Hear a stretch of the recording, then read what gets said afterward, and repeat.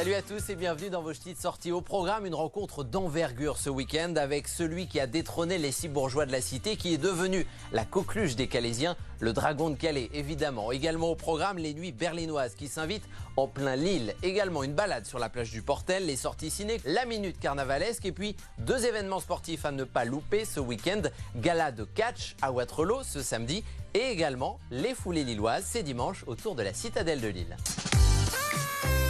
Les 3 joyeuses sont derrière nous, mais le carnaval de Dunkerque continue encore pendant plusieurs semaines. Des balles, des bandes, des défilés avec des déguisements, des musiques, chansons et également instruments.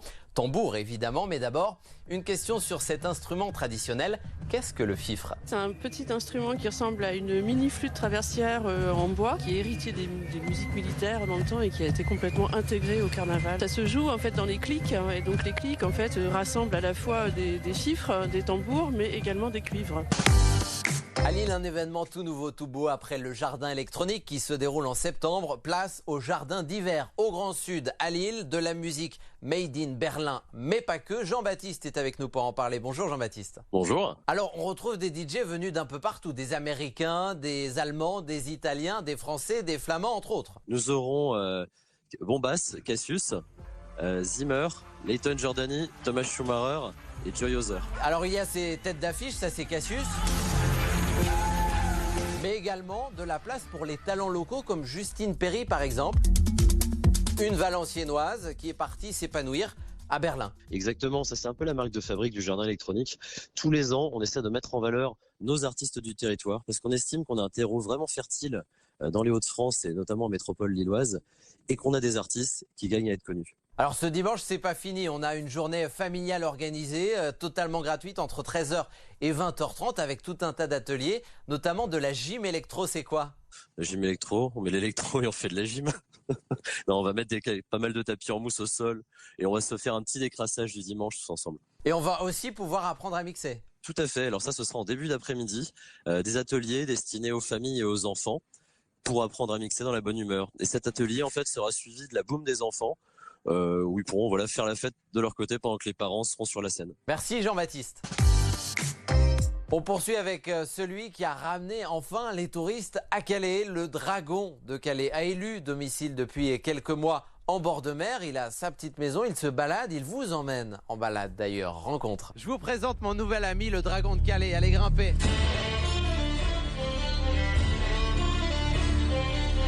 Bon alors Carole, ce dragon il a pas de nom. Non, il n'a pas de nom.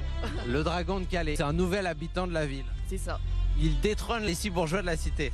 Il les détrône, c'est autre chose. Il a ici sa maison sur le front de mer et il sort tous les jours. Tous les jours sauf le lundi. J'imagine qu'il est bichonné ce dragon.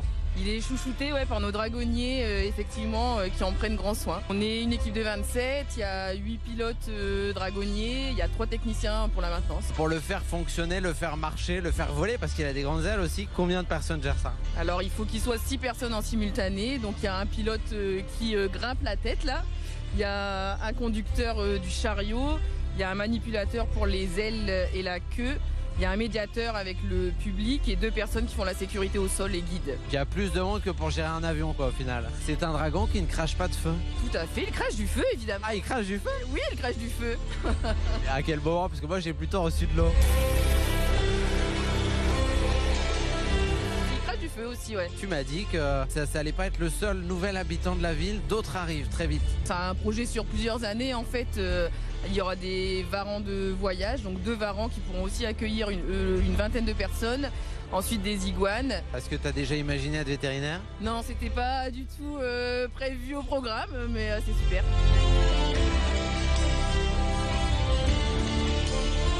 Il est parti en vadrouille le dragon. C'est quoi sa date de naissance? C'est quoi son origine, sa création? Le projet il a été écrit en 2017, donc il a fallu 2 ans, dont pas mal d'études.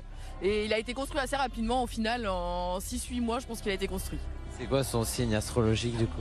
Je ne sais pas. On va en créer un, c'est le dragon. Voilà. C'est quoi son caractère au dragon? Il est assez sympa, quand il est arrivé, les habitants en avaient vraiment peur. Et puis finalement, ils se sont laissés charmer et lui, il a décidé de rester. Ces dimensions, tu les connais ou pas? C'est 25 mètres de long, 10 mètres de haut et entre 7 et jusqu'à 15 mètres de large avec les ailes déployées. Qu'est-ce qui bouge justement? Ses ailes, sa queue? Ses ailes, sa queue, ses pattes, il a beaucoup d'expressions au niveau du visage. Manel, alors comment c'était cette balade en dragon? C'était très bien. Il fait très très froid en haut. Sylvain, Viviane, vous avez pensé quoi de cette petite balade? C'était très bien, très surprenant, à part le temps qui faisait un petit peu froid, mais c'était beau. Une expérience assez intéressante parce que c'est pas tous les jours qu'on monte à d'autres dragons.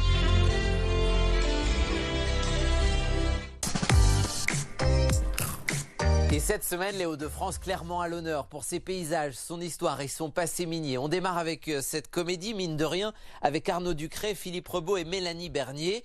Pour les besoins du tournage, le réalisateur a emmené certains acteurs à Los Angeles, découvrir l'ancienne mine de charbon transformée en théâtre. Cette fois-ci, dans le film, il s'agit de transformer une mine en parc d'attractions. Et vous nous donnez chaque semaine votre avis. On retrouve Morgane à la sortie de sa séance au cinéma Les Stars de Boulogne-sur-Mer. Une agréable surprise, je ne m'attendais pas du tout à ça. C'est plutôt le monde du prolétariat qui est en lutte pour ses droits et qui lutte justement contre un monde qui s'en va vers la mondialisation et sur le rendement à tout prix. C'est un film que je vous conseille vraiment d'aller voir et je vous dis bonne séance. Enfin, l'avant-première à ne pas manquer, c'est De Gaulle avec Lambert Wilson et quelques images du Dunkerquois en projection ce dimanche au cinéma Les Stars de Boulogne-sur-Mer et au ciné de Dunkerque. Allez viens, t'y emmène.